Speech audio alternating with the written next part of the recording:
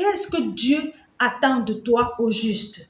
Je suis sûre que ce sont des questions que plusieurs se sont déjà posées. Qu'est-ce que Dieu attend de nous en tant qu'être humain, en tant qu'être créé à son image et à sa ressemblance? Les êtres humains ont cette tendance à vouloir faire bonne impression, à vouloir impressionner les gens avec des attitudes, et c'est ce qui a conduit à beaucoup trop d'hypocrisie, de désobéissance, à beaucoup de corruption. Ne cherche pas à impressionner.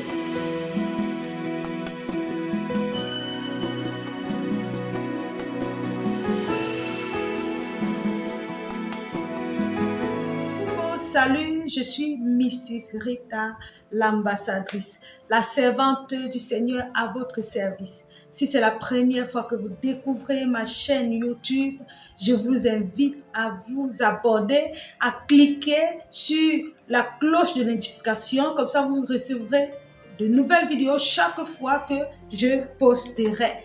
Alors, nous engageons aujourd'hui une série d'exhortations sur la vie et les paroles de Jésus. Connaître Dieu, ses voies, afin de mieux le servir, afin de mieux l'adorer, afin de mieux marcher avec lui et vivre l'épanouissement en tant que chrétien, en tant qu'enfant de Dieu. Aujourd'hui, nous abordons le premier épisode et le thème c'est « Ce que Dieu attend de toi ». Ce que Dieu attend de toi. Qu'est-ce que Dieu attend de toi au juste? Je suis sûre que ce sont des questions que plusieurs se sont déjà posées. Qu'est-ce que Dieu attend de nous en tant qu'être humain, en tant qu'être créé à son image et à sa ressemblance? Notre verset est tiré dans Matthieu le chapitre 3, le verset 13 à 15. Je lis au nom de Jésus. Alors Jésus vint de la Galilée au Jourdain vers Jean pour être baptisé par lui. Mais Jean s'y opposait en disant: c'est moi qui ai besoin d'être baptisé par toi et tu viens à moi. Jésus lui répondit: laisse faire maintenant, car il est convenable que nous accomplissions ainsi tout ce qui est juste. Et Jean ne lui résista pas. Dans ce scénario, Jésus doit être baptisé par Jean-Baptiste. Mais Jean a eu la révélation que Jésus-Christ était Dieu, que Jésus-Christ était le sauveur, que Jésus-Christ était le maître, le sauveur que le peuple d'Israël attendait. Alors, connaissant la personne de Jésus et sa grandeur, Jean a frémi et il a voulu commettre une erreur très grave. Mais Jésus va le ramener à l'ordre très rapidement et gloire à Dieu, il ne résiste pas comme la Bible le mentionne. L'homme, les êtres humains ont cette tendance à vouloir faire bonne impression, à vouloir impressionner les gens avec des attitudes, et c'est ce qui a conduit à beaucoup trop d'hypocrisie, à beaucoup trop de désobéissance, à beaucoup de corruption. Ne cherche pas à impressionner, mais cherche à faire ce qui est juste, ce que Dieu attend de nous, et que nous fassions ce qui est juste. Dieu attend de nous que nous fassions ce qui est juste, selon lui, selon sa parole, selon ses recommandations, et non selon nos pensées, et non selon nos propres appréhensions, et non selon nos propres convictions, mais fais ce qui est juste selon Dieu, parce que la justice humaine peut parfois être corrompue, la justice humaine peut avoir en elle des failles, mais la justice divine, la justice de Dieu est ce que nous sommes censés pratiquer, parce qu'elle est pure, parce qu'elle est infaillible, parce qu'elle est intègre, parce qu'elle est vraie. Alors, si par exemple tu es un chrétien, tu vas à l'église, tu occupes même un poste dans l'église, mais tu ne respectes pas ton prochain, peut-être même quand tu es au volant de ta voiture, quand quelqu'un commet une erreur sur la voie, tu insultes la personne. Tu es chrétien, tu bats ton épouse, tu es chrétienne, tu ne respectes pas, tu n'honores pas ton époux, tu ne fais pas du bien autour de toi, ou alors tu fais du bien seulement à ceux que tu connais. Bien-aimé, ce n'est pas la justice. Bien-aimé, ce n'est pas ce que Dieu attend de toi. Dieu attend de toi que tu fasses ce qui est juste, que tu ne sautes pas sur l'essentiel pour essayer de faire des grandes œuvres. Alors, pendant que tu vas à l'église, tu es en train de faire quelque chose de bien, mais sur le chemin pour l'église, tu ne parviens pas à venir en aide à quelqu'un, alors il y a confusion quelque part. Il y a confusion quelque part. Il y a incompréhension quelque part. Il y a quelque chose qui cloche quelque part. Et ce scénario de Jean-Baptiste me rappelle l'histoire de Saül. Dieu lui avait dit de tuer ses ennemis en cette époque et de dévouer tout par interdit. Mais Saül est allé faire tout le contraire.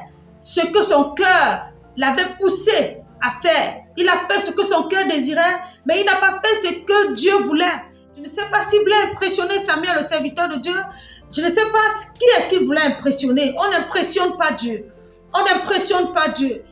Ici, Dieu s'attendait à ce que Saül obéisse tout simplement. Mais Saül n'a pas obéi. Il a sauté sur l'obéissance que Dieu lui demandait pour faire autre chose. Et c'est l'erreur que beaucoup commettent. On peut porter la Bible, on va à l'église avec des rancœurs. On peut porter la Bible et aller à l'église, mais être ennemi, ne pas parler avec son voisin, son frère, sa soeur dans l'église. On peut porter la Bible, aller à l'église, chanter à la chorale, mais vivre dans l'immoralité. Monter même sur un pupitre, sur une chaise, prêcher, c'est-à-dire sans avoir froid aux yeux. On monte sur le pupitre, on prêche, alors qu'on ne vit pas bien. Tu peux t'investir dans des œuvres caritatives, mais si ton cœur n'est pas sur le droit chemin, si tu ne vis pas ce qui est juste, alors tu ne peux pas être approuvé par Dieu, peu importe les actions que tu pourras poser. Alors on n'impressionne pas Dieu. La seule façon d'impressionner Dieu, c'est de lui obéir. Ce que Dieu attend de nous, c'est l'obéissance. C'est que nous fassions ce qui est juste. Est-ce que c'est juste? Chaque fois que tu poses une action, ne cherche pas à justifier par tes propres raisonnements. Mais pose-toi cette question. Est-ce que ce que je fais est juste? Est-ce que c'est juste selon Dieu? Est-ce que c'est juste selon sa parole? Est-ce que c'est juste selon ce qu'il me recommande? Parce que notre propre conscience, notre propre raisonnement est facilement corruptible. Et parfois, nous pouvons nous convaincre de faire ce qui est bien alors que c'est contraire à ce que la parole de Dieu nous demande. Ne sautons pas sur l'essentiel. Ne sautons pas sur ce qui est essentiel, sur ce qui est juste, sur ce qui est bien pour aller faire autre chose.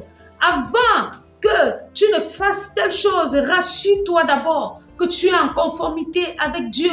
Ne cherche pas à impressionner le pasteur. Ne cherche pas à impressionner qui que ce soit.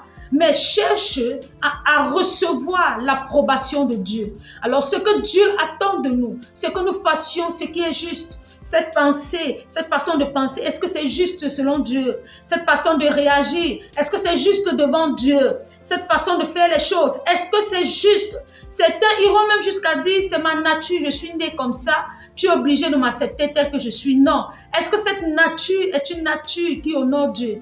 Est-ce que cette façon de faire les choses honore Dieu? Selon ce que ta nature te dicte, est-ce que cette façon de faire est juste selon Dieu? Alors si ce n'est pas juste selon Dieu, c'est mieux d'abandonner, c'est mieux de délaisser. Ne prétends pas servir Dieu alors que tu es incapable de pardonner, alors que tu refuses de pardonner, alors que tu refuses d'accepter le pardon comme une beauté divine.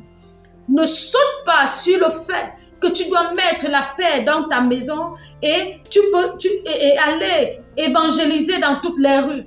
Ne saute pas sur le fait que tu ne peux pas être en paix avec tes collègues. Tu es connu comme une personne problématique à ton lieu de service, mais tu chantes à la chorale, mais tu es diaconesse à l'église, mais c'est toi qui nettoies l'église. Non.